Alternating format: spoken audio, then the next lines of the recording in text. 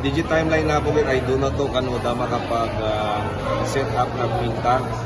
Basta importante ako nga di kaya the soonest. Siguro na may pag-champion, marugyanan doon ako di pinta dito public market yung LCGH. I think simultaneous na napaspas-pas na nilang O'Brien na. Depende to DJ group of workers na.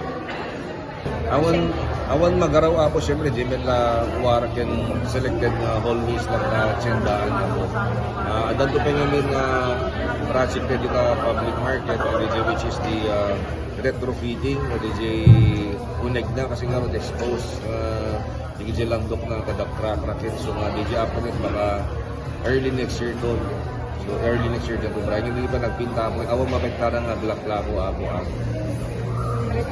Gigiddan na po hindi napinta kami ng mga latan mayat ni Panawin kasi retrofitting it medyo nabayad ko namin ako. Can have beams and columns medyo mid section na po di gijay. The market market ideally syempre is white can earth tone colors ma'am di kabilda. The next na iba katatigit sections is medyo cream and off-white and white. Di ma'am, public market. Yung GLCG, syempre kapag hospital, purely white.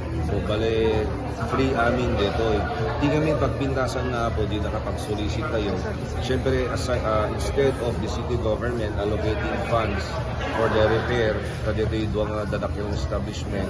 So, nag-solicit tayo, WDG fund nga i-allocate kay Apo para ka digita doang establishment ket sa rental lang yun yung social services.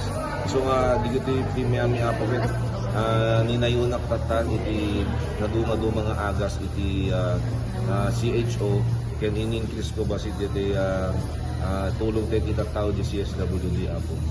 So kadto man next year ako nakarod, we will make sure nga increase digito services tayo by 20% to 30% per annum. So dadun ko malag mga service ang tayo nga tattao na po.